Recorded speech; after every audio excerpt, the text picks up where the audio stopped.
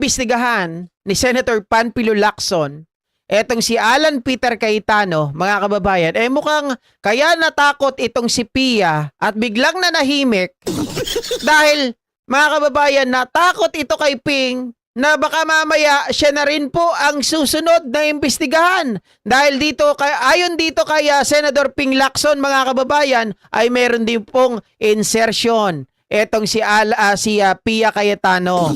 Kasi ngayon, mga kababayan, nalaman po natin na mukhang nagtatago.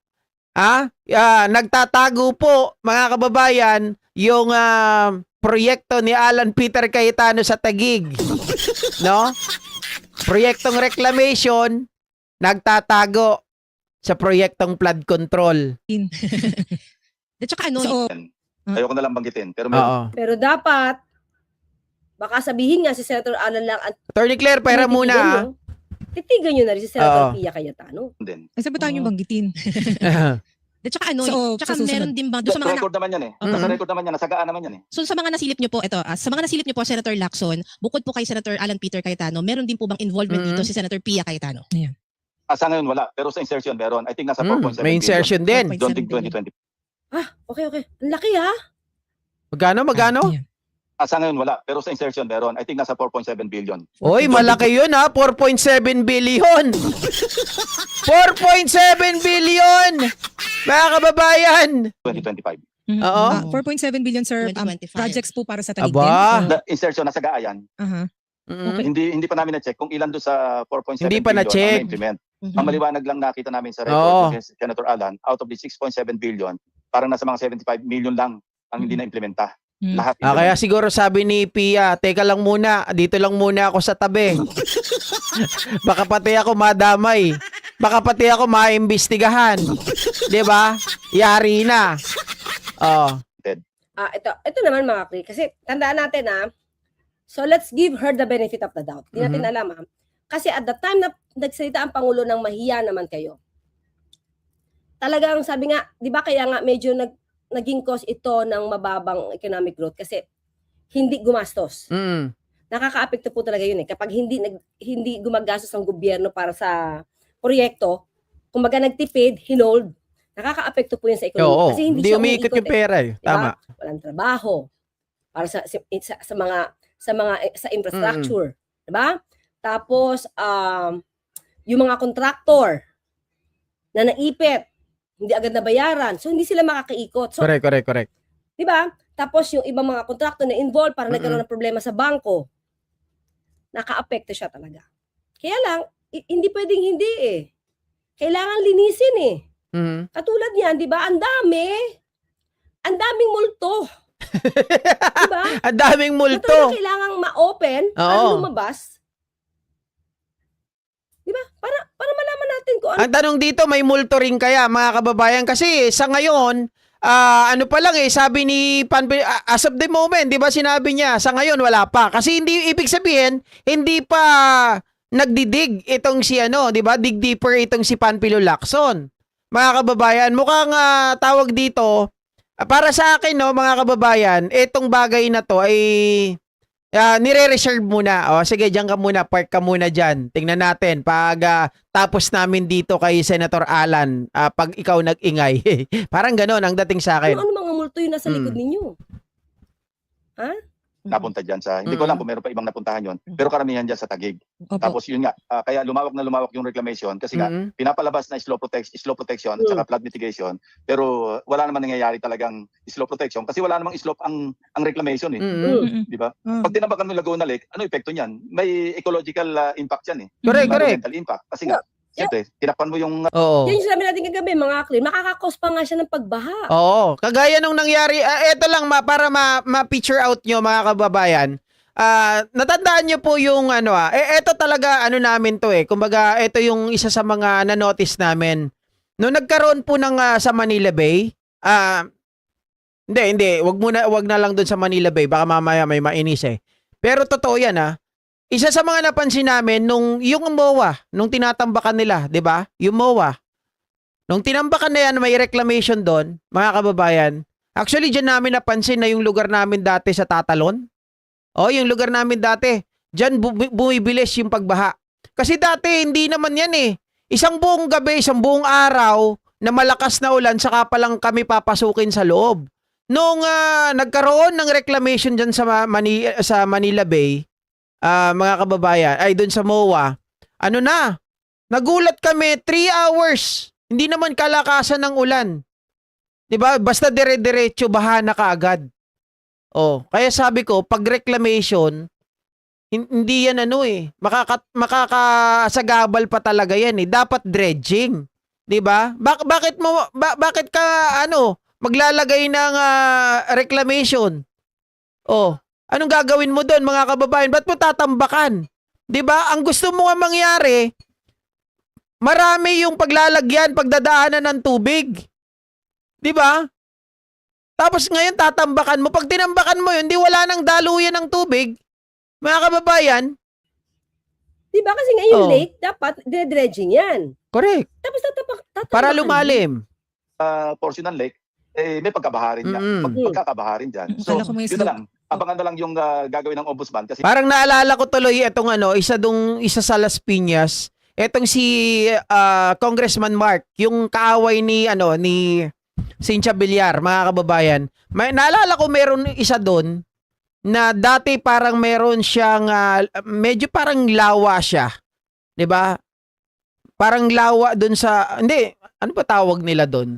Basta estero na anuhan ng tubig, mga kababayan. Tapos nung flood tawag dito, ang ginawa nila, imbes na i-dredging 'yun, mga kababayan, para hindi bahain, wow, ang ginawang daanan. Ginawang daanan papunta doon sa kanilang mga property.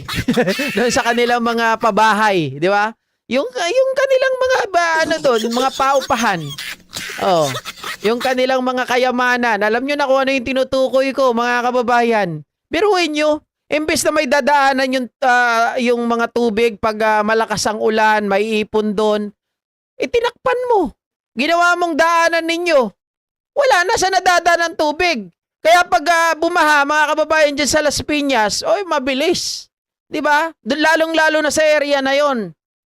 Wala nang pupuntahan yung tubig eh. Dati, doon yun sa estero, mapupuno muna 'yon. Pero kung wala nang estero dahil pinatag mo na, ginawa mong daanan, sa loob na ng bahay nyo mapupunta talaga yung mga tubig. naandun na. Pati yung affidavits ng witnesses na sinasabi ko, kasi ito nga rin isang dahilan, nakiusap yung mga testigo na kung pwedeng sa halip na public hearing, dumiretso na rin sila sa ombudsman. Ngayon, kung ipapatawag sila, ayoko rin kasi kaya pumayag din ako kay Senator Erwin na i-defer na muna yung public hearing dyan. Kasi nga, baka ma-expose prematurely yung mga testigo. Correct. Ma-expose din, Ito po- ma-expose din to harassment. Sir, Oo. ano ko lang sa kay Sige. Senator Cayetano, yung Go. 4.7 billion na insertion niya po ay for Taguig. 6.7 billion. Kay 6.7 kay Senator Alan. Kay Senator Oo. India 4.7 po, kay Senator Pia. 4.6. Taguig. 4.7. Yun na nasa naman sa record. Taguig po 4.7. yung 4.7 billion. Hindi ko alam kung tagig. Okay. Kung lahat tagig. Okay. Pero basta yun lang. Hindi pa namin nahimay yun. Ang nahimay lang namin, yung kay Senator Alan. Isa Yes, yung pong ano ko lang, balikan ko lang At po yung sa... wala naman nagpapakita na may mga proyekto si Senator Pia Mm-mm. ng para sa flood control na anomalya. Walang showing na gano'n kasi hindi pa namin na didetalye yun. Oo, wala Ito pa. lang po, Hindi pa Senator Lacson, kasi nadidetalye. syempre may mga nagsasabi masyadong maingay si Senator Lacson, parang laging dinidiin si Senator Alan Peter Cayetano. Paano niyo po Yun ang sasagutin sinasabi niya. yung gano'n? Ako, nagpapaliwanag lang ako. Pag nagpe-Facebook siya, siyempre, sasagot ako. Oo. At saka tinatanong niyo ako, siyempre, sasagot ako. Hindi naman ako yung natulad ng iba na puro no comment. Kilala niyo naman ako. Correct. Tama. Ay, sino ba yung no-comment kaya? Sino kaya Oo yung nga nasa naman. no-comment? Tama yun. Alam nyo, maganda yung sinasabi ni Ping Lacson, no? Mga kababayan, na kapag pag may mali, mga kababayan, dapat sagutin. Kasi dyan ako bad trip nun sa PCO eh. Nung wala pa si Atty. Claire Castro, nung nandun pa si Gerapil, tapos yung mga sumunod sa kanya, lahat ng mga naupo doon. Dati, bad trip ako dyan eh, kasi lagi nilang sinasabi, pag mayroong mga fake news, di ba, sasabihin nila, may fake news na naman, babato kami sa kanila, manghihingi kami, pengi naman ng report tungkol dito, na pambato namin. Sabi niya, kung pansinin yan, fake news yan. Teka, tapos tatanungin nila, sino ba yung kanino nang galing? Sino yung source ng fake news? Sasabihin si Maharlika, si ganito, si ganyan. Fake news yan eh. Gaganon. Teka, di ba pag fake news, wala na, mga kababayan, pag sinabing fake news, ibig sabihin talagang hindi totoo. Kailan ba naging reliable ang fake news? Matik yun pag fake news, fake news. Di ba sasabihin nila, ay, wag na natin sagutin yan kasi fake news naman yan, hindi naman reliable yung source. Yun nga eh. Di ba? Kapag hindi mo sinagot yun, lumalawak. Yun ang pinapaniwalaan ng mga tao kasi walang nagde-debunk. Pag hindi mo dinebunk yun, mga kababayan, may instill sa mind ng mga tao, wala na mind condition na sila. Ang mangyayari niyan, yun na ang paniniwalaan nila kasi walang sumasagot eh. Kasi sabihin nila, mga kababayan, simple lang. Di ba? Oh, tatanggapin nila yung kasabihan na silence means yes. Kasi walang sumasagot. Kaya para sa akin, mga ka-GP Natics, hindi pwedeng silence, hindi pwedeng ikaw ay mananahimik. Dapat pag mayroong bumibirada sa'yo, kapag may bumabanat sa'yo, kailangan sagutin ka agad yan. Diba? Hindi ako naniniwala doon sa nagbibintang, mga kababayan, nasa kanya ang burden of proof. Hindi. Kailangan yung pinagbibintangan, sumagot din. Sumagot din, kagaya nung ginawa ni Romualdez kay, kay Remulla. Sumasagot siya kaagad. Kasi ito, pag pinabayaan mo tong sila Alan Peter Cayetano, yan ang, mga kababayan, mananatili sa utak ng mga tao eh. Nasasabihin, ay, totoo pala yung sinasabi kasi hindi man lang sumasagot itong mga to. Kita nyo si Congressman Alvarez, nung dinawit yung kanyang pangalan, wala siyang kasalanan. Pumunta kaagad siya sa Senado. Di ba? Oh, nilatag doon. Nakita nyo yung reaction ni Marcoleta sa Baylayas. Di ba? Sa Baylayas. Pati yung mga Marine sa Baylayas. Oh. No comment. Sino kaya nun, ha? Dong Ilay, ha? At A. Morena. Thank you sa stickers. Sino yung... I have no comment on that. I have no comment on that. Banat Boy. Nandiyan ba si Banat Boy? Mga Shiro, Sherlock. Oy, thank you sa kanta, ha?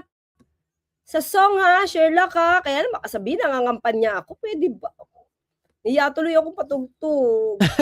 O sabihin. Oy, tumakbo ka na. Napanood ko na at nadinig ko na Sherlock, ha? Isip ko pala ako ipapakita ko, makasabihin ako, tatakbo pala to. Diba? Parang, Angela Gonzaga. Diba? Sherlock. Oo, parang, hindi kasi para sa akin, sa mga nagtatanong bakit daw hindi sumasagot yung iba, ibig sabihin nun umiiwas. Diba? Kapag hindi ka sumagot, para sa akin, mga kababayan, yan ay pagtanggap yan ng mga paratang sa'yo. Hindi yan yung sinasabi, ay, wala, hindi naman totoo yan, wag na natin patulan, mali eh. Mali yun. Sa politika, hindi ganun ang labanan, mga kababayan. naganda, tapos bigla ako humingang ganyan. Oo. Diba? Alam mo naman, ang dami-dami. Diba? Konting ngiti ko lang, pipintasan. Konting nagkasipon lang ako, pipintasan. Ako, Diyos ko, Lord. Diyos ko, Lord. Diba? Palagay ko naman talagang ang tinutukoy dito ni Yussi Claire ay itong si Miss Professional, di ba? Si Sarah. Professional daw siya eh. Sinasabihan niya si Yussi Claire, mga kababayan, na wag daw kung ano-ano mga pinagsasabi na walang kwenta. Sa kanya nga nagmumura eh. Di ba? At kung ano-ano mga pinagsasabi. Tapos may gana pa siya magsalita na be professional at all times. Ikaw ang tagapagsalita ng ng Malacanang.